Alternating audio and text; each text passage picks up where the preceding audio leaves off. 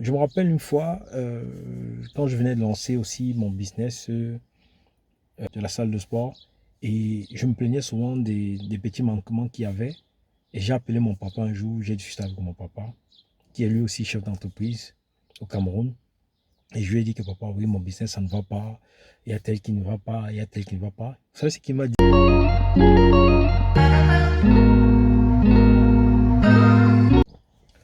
Waouh! Vous savez,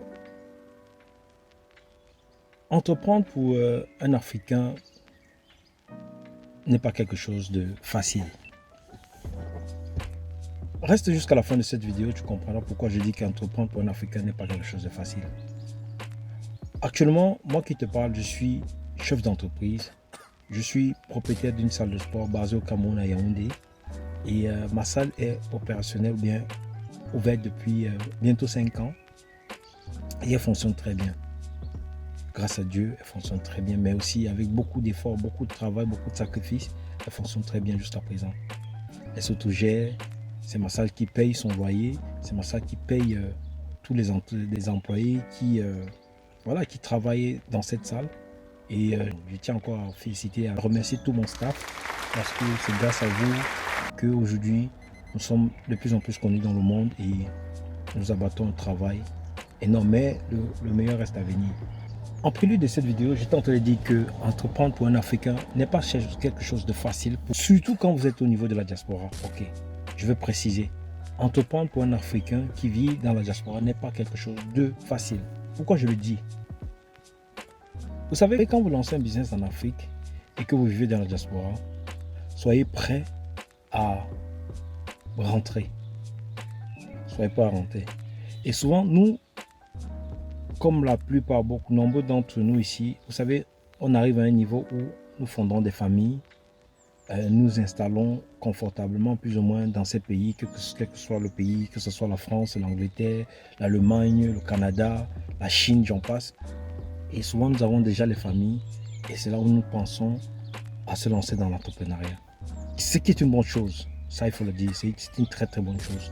Mais les choses se corsent quand vous voulez passer une autre étape de votre business ou vous voulez booster votre business à une autre étape. Parce que souvent, nous sommes confrontés à quelle situation? La situation selon laquelle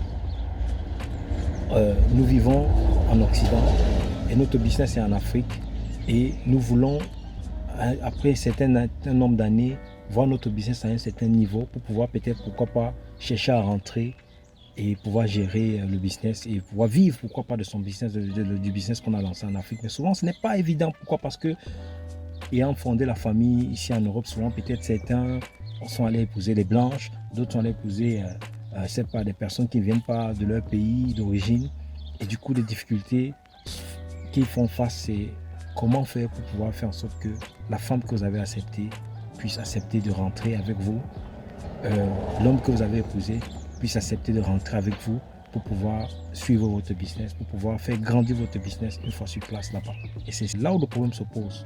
Parce que souvent, les couples se butent sur la décision à prendre. Oui, moi je vais déjà rentrer. Oui, moi je ne suis pas prêt de rentrer. Ou bien souvent, vous savez, les hommes souvent, ou bien les femmes souvent, elles font venir leur partenaire ici.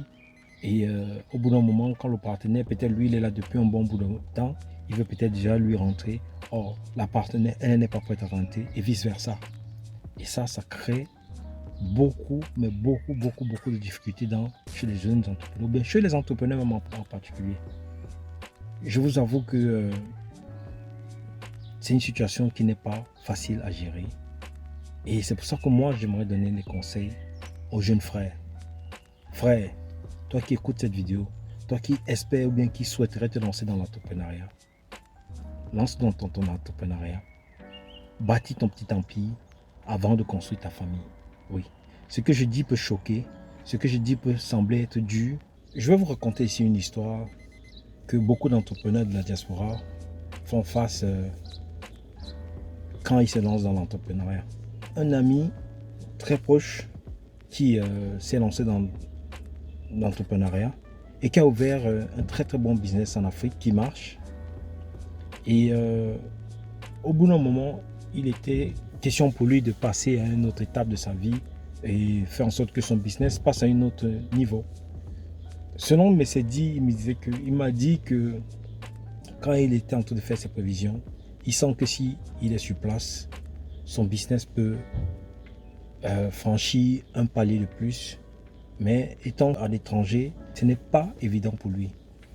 Donc du coup, il était question qu'il essaye de rentrer, vivre en Afrique pour être proche de son business et pour mieux booster son business. Mais maintenant, il faisait face à la situation selon laquelle il s'est marié en Occident. Il a fondé une famille et sa femme, elle n'était pas prête à rentrer vivre déjà en Afrique, pendant que lui, il était déjà prêt à rentrer. Et ça, c'est une situation que beaucoup de jeunes entrepreneurs, ou bien d'entrepreneurs même en particulier, font face à ce problème en Afrique. Ils sont prêts déjà à rentrer, mais le partenaire ou bien la partenaire n'est pas prête à rentrer. Selon vous, dites-moi en commentaire, qu'est-ce que vous pensez? Quelles sont les solutions que vous pouvez apporter à cette situation? Pour ma part, personnellement, je pense que je vais te donner un conseil aussi à un jeune entrepreneur. À toi, jeune qui m'écoute, si tu n'as pas encore fondé de famille et que tu vis dans la diaspora et que tu veux aller entreprendre en Afrique, lance ton business en Afrique. Concentre-toi sur ton business. Fais en sorte que ton business atteigne un certain niveau avant de t'engager dans une relation qui va te conduire au mariage et qui va, pourquoi pas, te pousser derrière à avoir une famille, notamment les enfants. Si tu t'entêtes à vouloir avoir une famille ici, une femme et les enfants, et en même temps lancer ton business, parce que c'est possible. Moi, je connais tellement d'Africains qui vivent dans la diaspora et qui ont le business en Afrique. Mais le problème qu'ils ont souvent, c'est que oui, il y a des plaines, ouais, il y a des vols, ouais, on ne fait pas comme je veux. Je connais un grand qui a lancé des hectares de manioc, qui fait juste les bobolons par semaine. Il te fait une production de plus de 4000 bobolons par semaine. Et il dit que la demande est tellement forte, mais aussi beaucoup de cas de vol. L'argent, souvent, on te dit oui, on n'a pas payé tout. Oui, il y a un gros tas de pâtes de bobolons qui s'est gâté en chemin, qui a fait tel. On vous crée des mensonges comme ça, donc du coup, vous perdez énormément. Et du coup, ça l'a tellement choqué, énervé qu'il a décidé d'arrêter d'abord la production, alors que ça marche. Mais vous voyez que vous avez l'impression que vous dépensez beaucoup d'argent et vous gagnez très peu.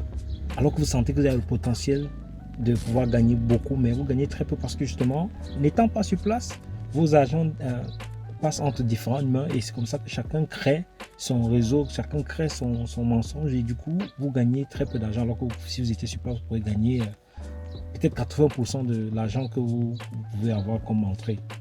Donc du coup, dites-moi en commentaire ce que vous pensez. Quel est le conseil que vous pouvez apporter aux jeunes frères, aux frères qui voudraient se lancer dans les business en Afrique ou bien qui sont bien lancés dans les business en Afrique, mais qui font face à des situations selon laquelle la partenaire ou bien le partenaire n'est pas prêt à rentrer en Afrique. Ça, c'est des situations que beaucoup, mais grand nombre d'entrepreneurs ici en diaspora, dans la diaspora africaine fait face. Elle fait face au problème selon lequel son business est prêt en Afrique. Il est prêt à passer à une autre étape avec son business, mais le fait de ne pas être présent sur place, le business stagne, le business est là, c'est comme sur des vagues, alors que s'il va sur place, avec son regard, sa vision, je suis presque sûr, il est presque sûr que son business va prendre vraiment de l'envol. Et qu'est-ce que vous en pensez par rapport à ça? Et je me rappelle une fois, quand je venais de lancer aussi mon business de la salle de sport, et je me plaignais souvent des petits manquements qu'il y avait. Et j'ai appelé mon papa un jour, j'ai discuté avec mon papa, qui est lui aussi chef d'entreprise au Cameroun. Et je lui ai dit que papa, oui, mon business, ça ne va pas. Il y a tel qui ne va pas, il y a tel qui ne va pas. Vous savez ce qu'il m'a dit?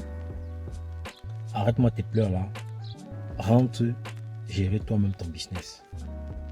Depuis ce jour, j'ai compris que si tu veux faire en sorte que ton business que tu as lancé atteigne un autre niveau, il faut que toi-même tu sois là. Parce que c'est ta vision. Il m'a dit aussi ça. Personne ne comprend ta vision mieux que toi-même. Et ça, c'est clair. Vous êtes d'accord avec moi? Que personne. Votre visée, c'est peut-être d'aller toucher les États-Unis, en commençant par peut-être, je sais pas, Bamako, ou bien Abidjan, ou bien Yaoundé, ou bien, je sais pas, Libreville, et faire en sorte que les Américains quittent les États-Unis ou bien de la France pour venir faire sport dans votre salle de sport. Mais eux, les employés que vous allez prendre pour gérer votre salle, eux, pour eux, seulement déjà toucher le quartier dans lequel ils sont, pour eux, c'est déjà grandiose. Alors que vous avez non, envisagé d'aller vraiment le plus loin possible. Donc, ce que mon papa m'a dit, j'ai retenu ça. Je me suis dit qu'il avait totalement raison. Donc, dites-moi ce que vous en pensez.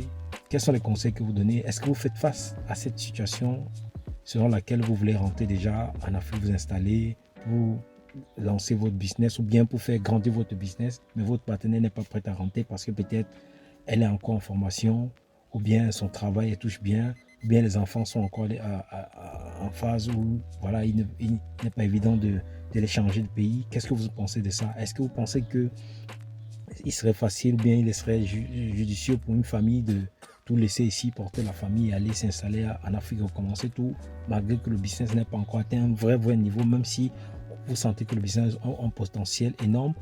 Est-ce que vous pensez que c'est mieux que la femme reste sur place ou bien le mari reste sur place et la femme va s'occuper du business en Afrique? Qu'est-ce que vous en pensez? Dites-moi en commentaire. Cette vidéo, c'est juste pour avoir vos réactions parce que c'est aussi comme ça qu'on va travailler. C'est pas seulement moi ou bien c'est pas seulement mon équipe et moi qui allons vous donner, vous apporter des conseils ou bien non. Vous pouvez aussi donner des conseils parce que les gens viennent vous lire vos conseils, les gens viennent regarder les vidéos et vos conseils peuvent éclairer, peuvent apporter un petit plus à toute personne qui regardera cette vidéo. Merci, c'était Antoine Bercy. Ciao, ciao.